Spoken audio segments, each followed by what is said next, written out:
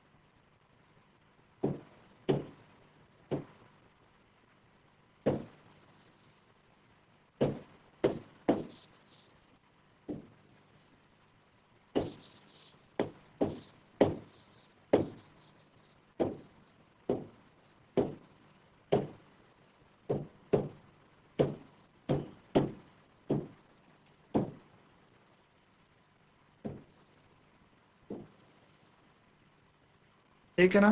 तो हम चैप्टर कर रहे थे अपना एटम एंड मॉलिक्यूल्स, ठीक है ना। एटम एंड मॉलिक्यूल्स चैप्टर ये हम कर रहे थे, ठीक है ना। ये हमने समझा था एटम एंड मॉलिक्यूल्स के बारे में, और हमने बात की थी जैसे लॉ ऑफ केमिकल कंपोजिशन में हमने दो नियमों के बारे में पढ़ा था, है ना। दो नियम हमने समझे थे, पहला लॉ ऑफ कंजर्वेशन ऑफ मास और दूसरा लॉ ऑफ कांस्टेंट प्रोपोर्शन, ठीक है ना। ये बात हमने की थी। अब हमारे सामने बच्चों ये और चीजें आई। नेक्स्ट प्रॉब्लम जो साइंटिस्ट ने फेस की वो थी to give appropriate explanation of this law. इन लॉ का एक एप्रोप्रिएट एक्सप्लेनेशन क्या आ रही थी, एक समस्या आ रही थी। तो ब्रिटिश केमिस्ट थे जॉन डाल्टन, उन्होंने प्रोवाइड किया basic theory about the nature of matter, है ना। जो आपके पास नेचर ऑफ मैटर है उसकी बेसिक थ्योरी उन्होंने basic theory nature of matter के बारे में बताया। और डाल्टन ने डिविजिबिलिटी है जो मैटर की उसको पिक किया। डाल्टन ने क्या कहा, जैसे कि जो पहले फिलॉसफी वाली बात चल रही थी कि सबसे छोटा पार्ट एटम है, तो उन्होंने बोला Dalton picked up the idea of divisibility of matter. He took the name atom as given by the Greeks and said that smallest particle of matter are atom. इन्होंने भी बोला कि जो स्मॉलेस्ट पार्टिकल है, जो जैसे फिलोसफर कह रहे थे कि स्मॉलेस्ट पार्टिकल मैटर का एटम है, इन्होंने भी ये बात की। और इनकी थ्योरी बेस्ड थी लॉ ऑफ केमिकल कंपोजिशन में। जॉन डाल्टन की जो थ्योरी थी वो किस में बेस्ड थी? लॉ ऑफ केमिकल कॉम्बिनेशन में, ठीक है ना। डाल्टन की जो थ्योरी थी, डाल्टन ने भी यही बात कही, ठीक है ना। डाल्टन ने भी यही बात की कि जो एटम है वो क्या है? स्मॉलेस्ट है। एटम क्या है? Is the smallest particle of matter. Atom is the smallest particle. Atom is the smallest particle of matter. Atom क्या है? मैटर का क्या है बच्चों? स्मॉलेस्ट पार्टिकल, है ना। एटम मैटर का स्मॉलेस्ट पार्टिकल है। और इनकी जो थ्योरी थी वो थ्योरी बेस्ड थी लॉ ऑफ केमिकल कंपोजिशन में। तो इनकी थ्योरी थी, this theory is based on law of chemical composition, based on law of chemical combination. This theory is based on law of chemical combination. Law of chemical combination में इनकी theory क्या थी? Based थी, ठीक है ना। समझ आया आपको बात? इनकी theory law of chemical combination based थी। Dalton atomic theory provided an explanation for the law of conservation of mass and law of definite proportion। तो डाल्टन एटॉमिक थ्योरी ने क्या किया, एक एक्सप्लेनेशन दिया, किसके बारे में दिया, लॉ ऑफ केमिकल कंपोजिशन, जिसमें हमने दो लॉ पढ़े, law of conservation of mass and law of definite proportion. ठीक है ना। जॉन डाल्टन थे कौन, जॉन डाल्टन एक आपके एक इंग्लैंड में रहने वाले पुअर वेरर फैमिली से थे, जो कि 1766 में बॉर्न हुए थे, है ना। इन्होंने अपने जो कैरियर की शुरुआत थी एज अ टीचर की थी as the age of 12। 7 year later ये एक स्कूल के प्रिंसिपल बने।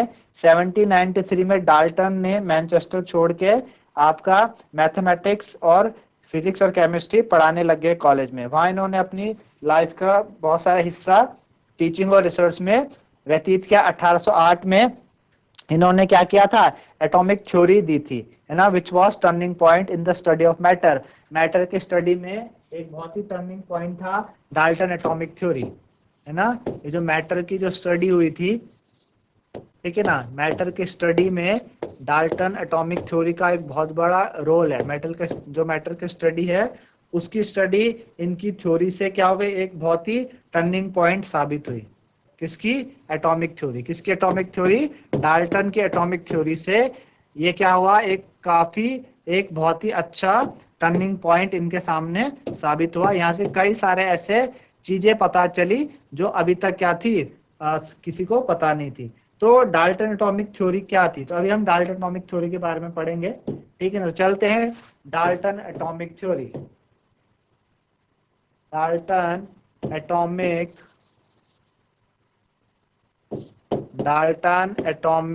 थ्योरी।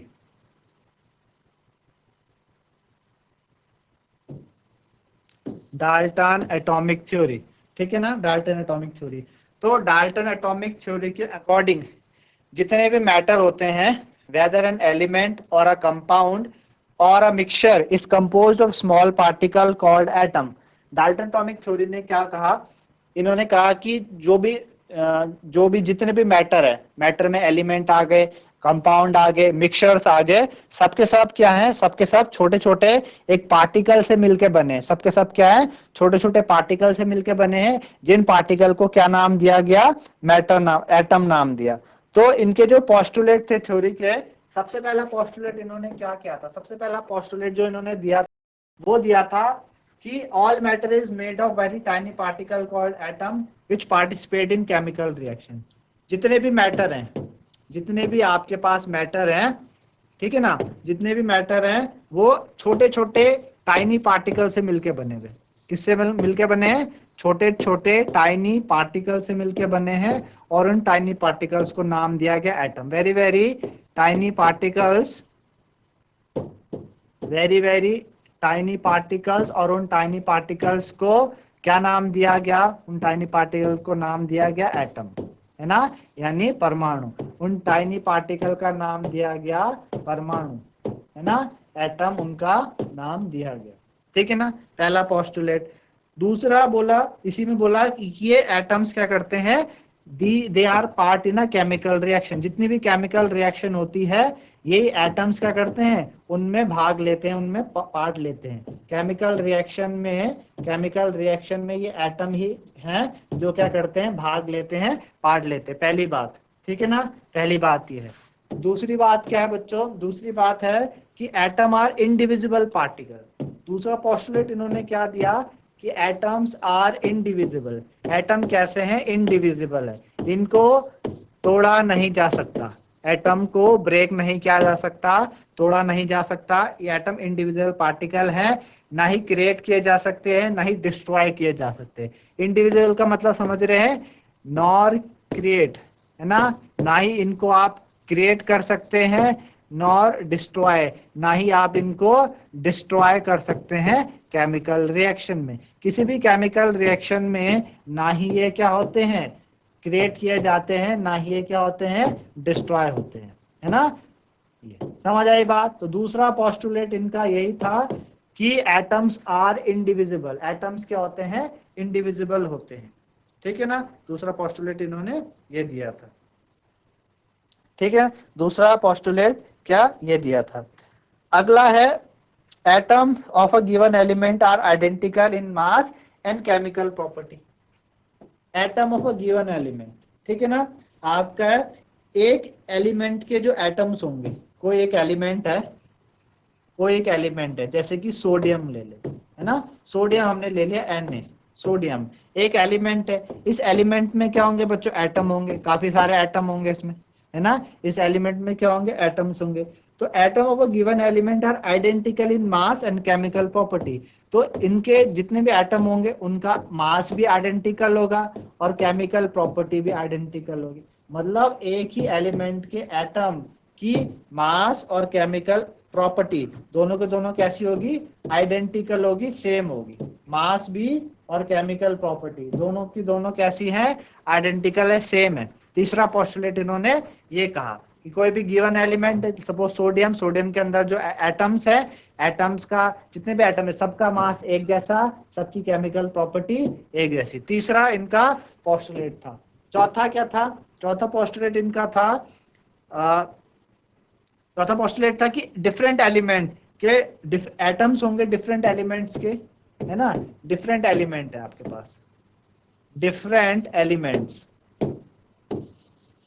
डिफरेंट एलिमेंट्स क्या है, डिफरेंट एलिमेंट। तो बच्चों डिफरेंट एलिमेंट, एक मैंने सोडियम ले लिया Na, एक मैंने क्या ले लिया, Mg ले लिया, मैग्नीशियम ले लिया। तो डिफरेंट एलिमेंट के जो एटम्स होंगे, डिफरेंट एलिमेंट्स के जो एटम्स होंगे उनकी क्या होगी बच्चों, उनकी डिफरेंट, उनका मास होगा, है ना। उनका भाई डिफरेंट क्या होगा, डिफरेंट मास होगा और डिफरेंट उनकी केमिकल प्रॉपर्टी होगी।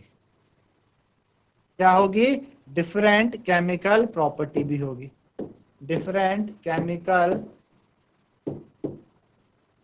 डिफरेंट केमिकल प्रॉपर्टी, है ना। अलग अलग एटम्स, अलग अलग एलिमेंट्स के एटम की क्या होगी, अलग अलग एलिमेंट्स के एटम की अलग अलग प्रॉपर्टी होगी और अलग अलग क्या होंगे, उनके मास होंगे। तो चौथा पोस्टुलेट इन्होंने ये दिया। अगला पोस्टुलेट क्या है, फिफ्थ पोस्टुलेट, फिफ्थ है कि atoms combine in the ratio of small whole number to form compound.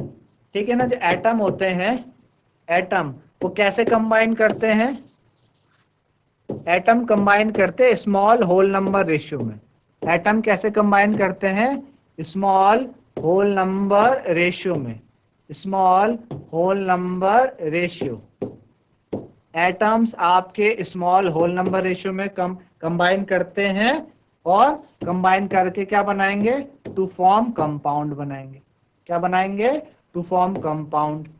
जो एटम्स होंगे वो स्मॉल होल नंबर रेशियो में कंबाइन करके कंपाउंड बनाएंगे। जैसे कि हमने बात की थी किसमें, लॉ ऑफ कांस्टेंट प्रोपोर्शन में हमने एक बात देखी थी। क्या बात थी कि हाइड्रोजन H2 और ऑक्सीजन O2 मिलके क्या बनाते हैं, H2O बनाते हैं, वाटर बनाते हैं, है ना। हाइड्रोजन और ऑक्सीजन मिलके क्या बनाते हैं, वाटर बनाते हैं। अब हमें पता था ये स्मॉल होल नंबर में कंबाइन करते हैं। हमें पता था कि 2H का मास होता है, एटॉमिक मास 2 होता है, 1 होता है ना। ऑक्सीजन का कितना होता है, 16 × 2। हमने देखा था कितना हो गया आपके पास, 2 2 = 4, इस 2 कितना हो गया, 16 2 = 32। हमने देखा 4 1 = 4, 4 8 = 32। तो ये बच्चों क्या है, स्मॉल होल नंबर रेशियो है। क्या है, small whole number ratio, small whole number ratio, small whole number ratio. तो कोई भी एलिमेंट, एलिमेंट के एटम्स क्या करेंगे, स्मॉल होल नंबर रेशियो में कंबाइन करके वो कंपाउंड बनाते हैं। जैसे कि हम यहाँ पे देख रहे हैं 1:8 का रेशियो इसमें चल रहा है। तो मेरे ख्याल से इतनी बात आप लोगों को समझ में आएगी। Fifth postulate. अगला पोस्टुलेट इसका सिक्स्थ पोस्टुलेट क्या कहता है, डाल्टन एटॉमिक थ्योरी का सिक्स्थ पोस्टुलेट कहता है कि relative number and kinds of atom are constant in a given compound.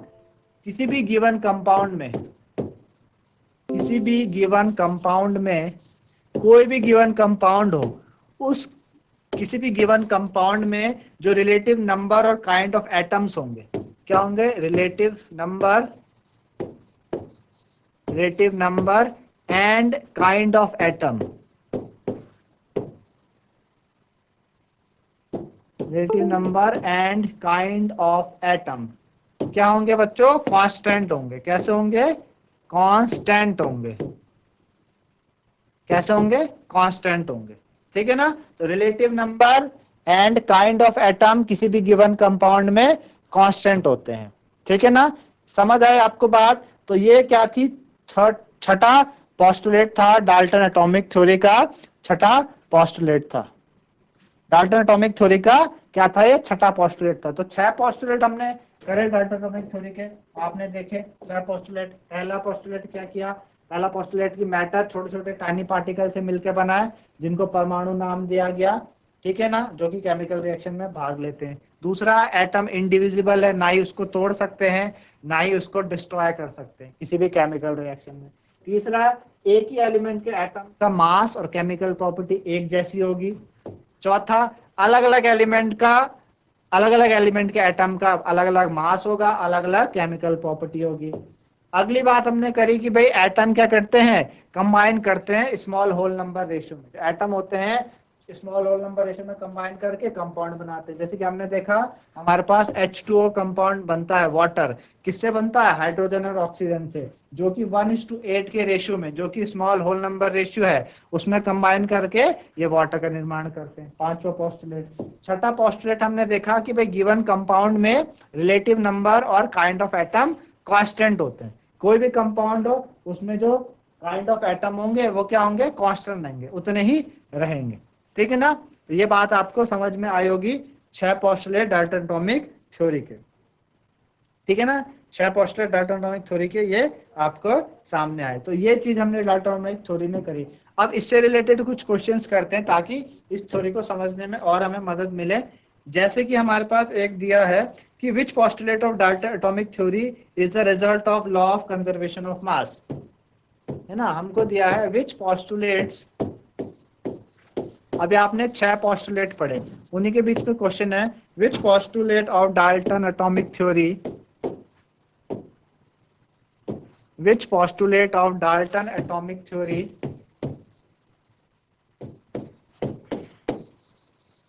which postulate of Dalton atomic theory is the result of law of conservation of mass, is the result of law of conservation of mass, is the result of law of conservation of mass, law of conservation is the result of law of conservation of mass। ठीक है ना? ये question है हमारे पास कि which postulate of Dalton atomic theory is the result of law of conservation of mass, कि कौन सा पोस्टुलेट आपका क्या है, कौन सा पोस्टुलेट क्या है? रिजल्ट है लॉ ऑफ कंजर्वेशन ऑफ मास का। ठीक है ना? लॉ ऑफ कंजर्वेशन ऑफ मास का है। तो हमने 6 पोस्टुलेट्स पढ़े, है ना? 6 पोस्टुलेट पढ़े हमने। तो देखते हैं कौन सा पोस्टुलेट क्या है इसमें काम करता है।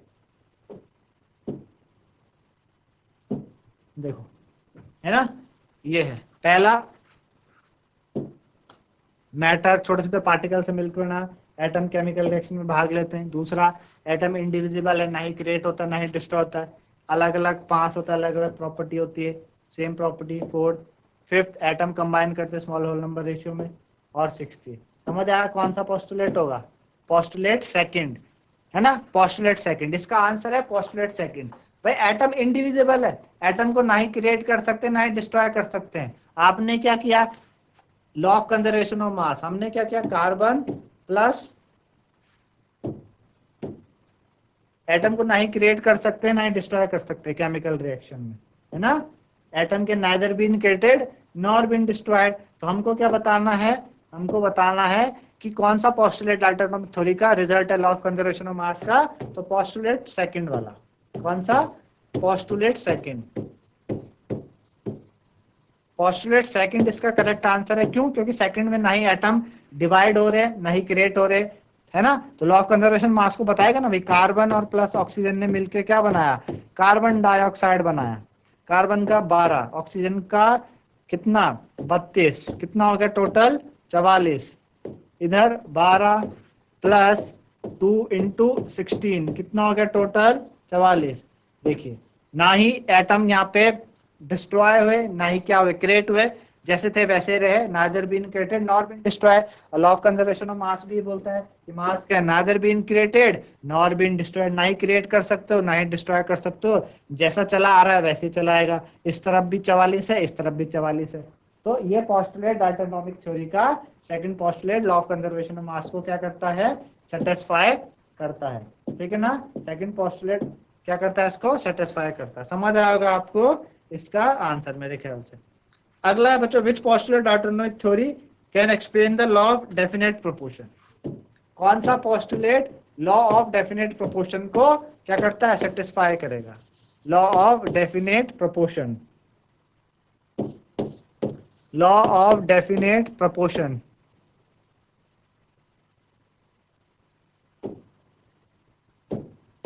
लॉ ऑफ डेफिनेट प्रोपोर्शन, कौन सा लॉ ऑफ डेफिनेट प्रोपोर्शन को क्या करेगा, सेटिस्फाई करेगा। कौन सा postulate law of definite proportion को क्या करेगा, सेटिस्फाई करेगा। Which postulate of Dalton atomic theory explain the law of definite proportion.